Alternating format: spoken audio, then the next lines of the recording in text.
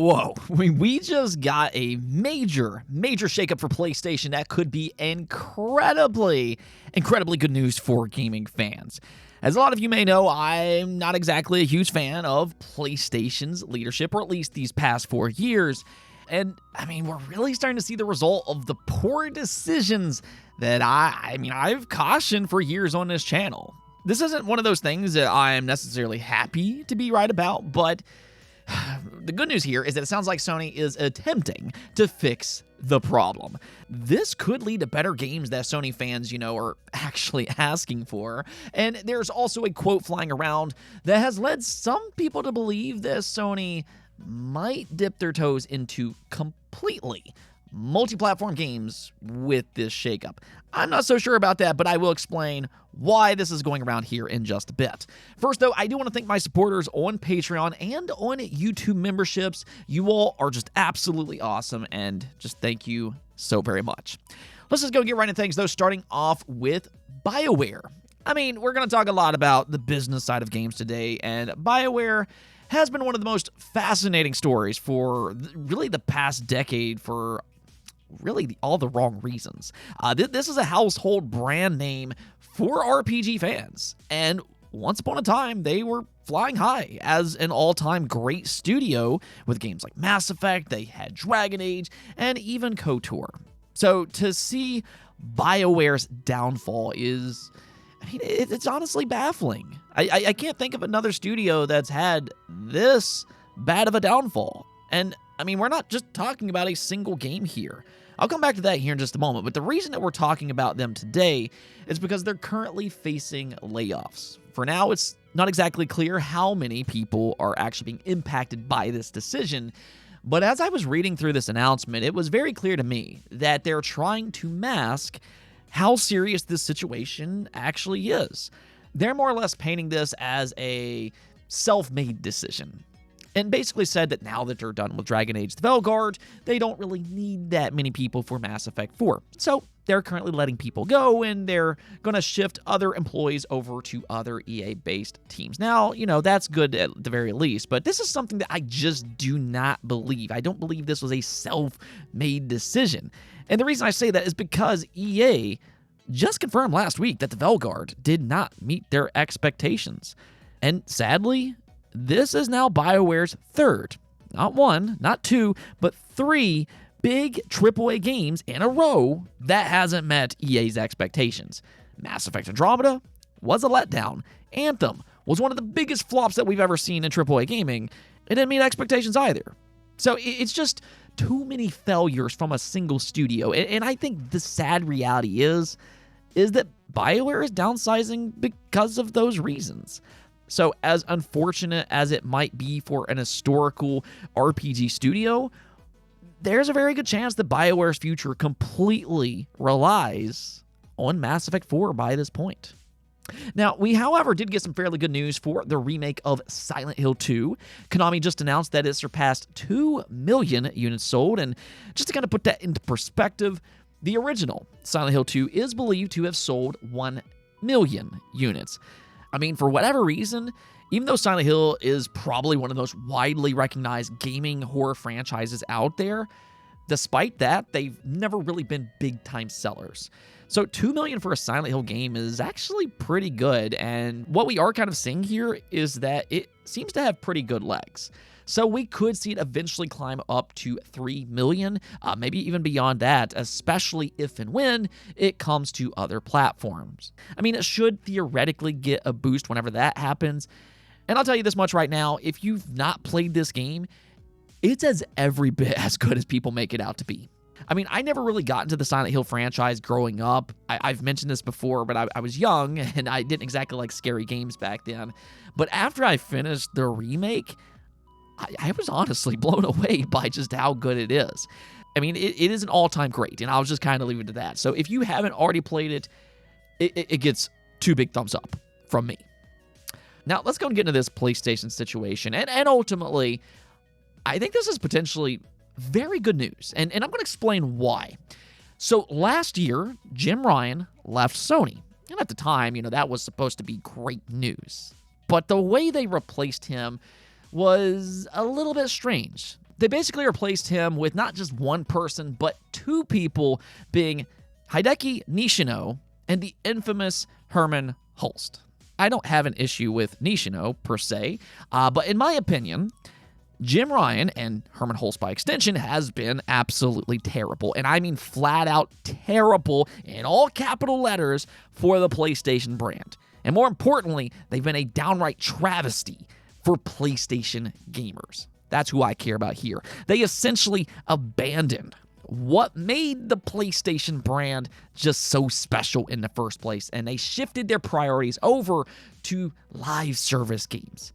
This isn't exactly something Sony has ever been known for, and we've really seen the consequence of those decisions these past 2 years. I mean, when Jim Ryan was having success, those were basically the games that Sean Layden greenlit and not him.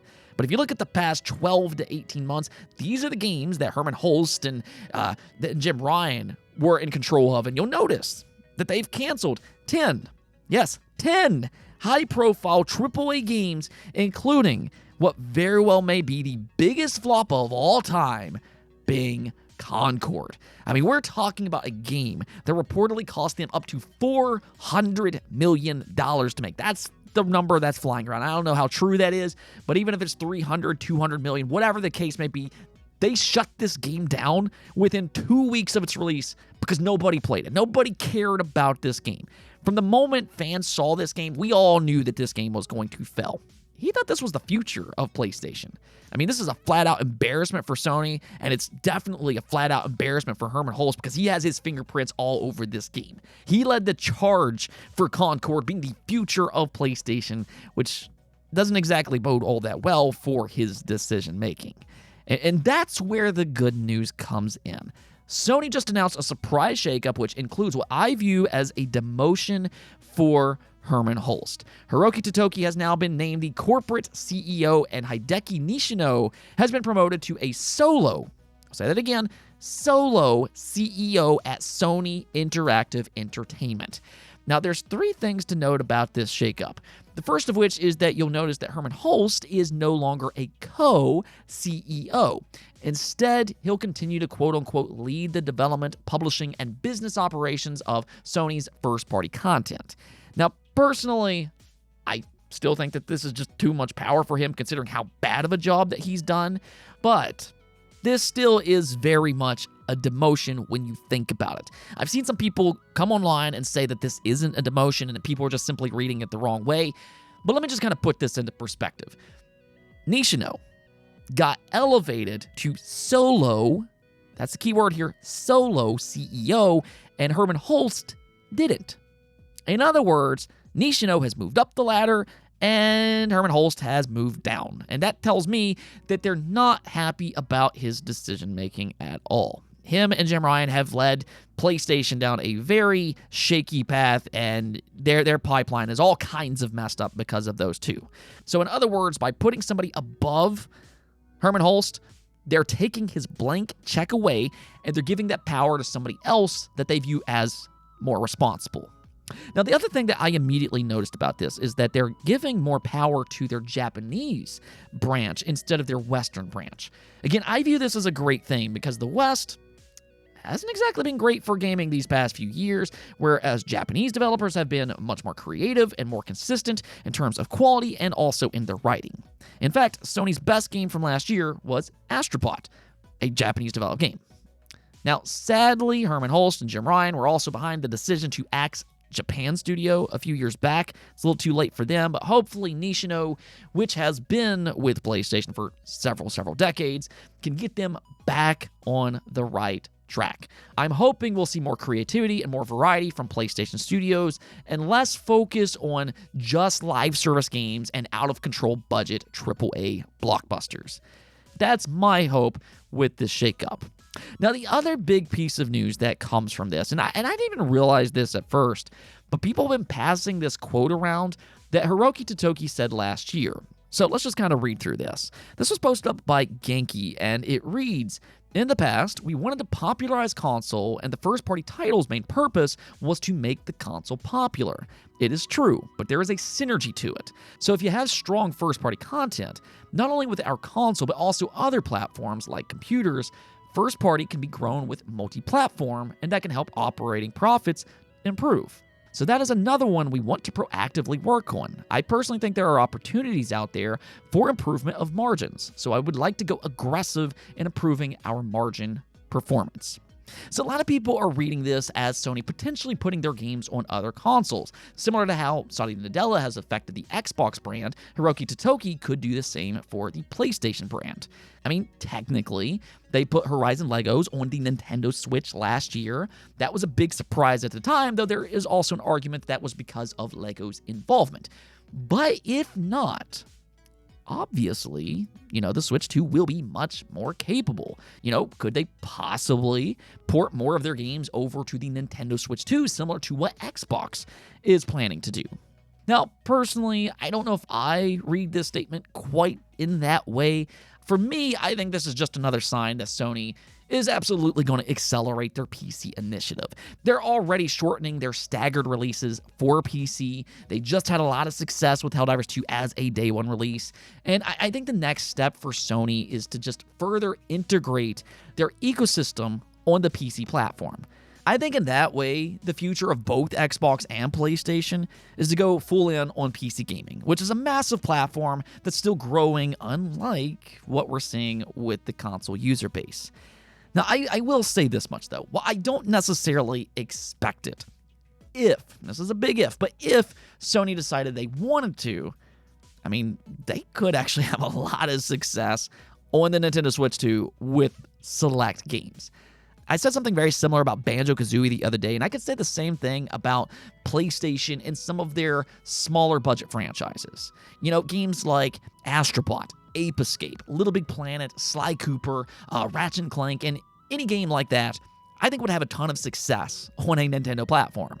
I actually wouldn't be surprised if some of those games would have just as much or maybe even more success on a Nintendo platform, just because Nintendo has cultivated that style of fan base much better than Xbox and PlayStation. So, there would definitely be a lot of money in a decision like that if Sony wanted to go in that direction, and it could actually help Sony greenlight a lot of those games if they wanted to. Again, I'm not necessarily expecting it, but I'm just going to throw that out there. I think that would actually be good for fans because it's not like Sony's doing a lot with these franchises for the time being. Nonetheless, though, I think the overall shakeup is definitely good news for Sony and for gamers alike.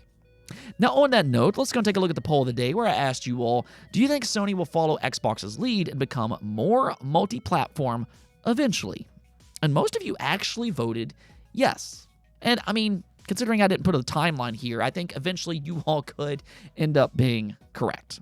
Personally, I'm not necessarily expecting it to happen in the near-time future, but admittedly, a lot could change between now and, let's just hypothetically say, 2035 or 2040. Over that period of time, the console market could look completely different than it currently does.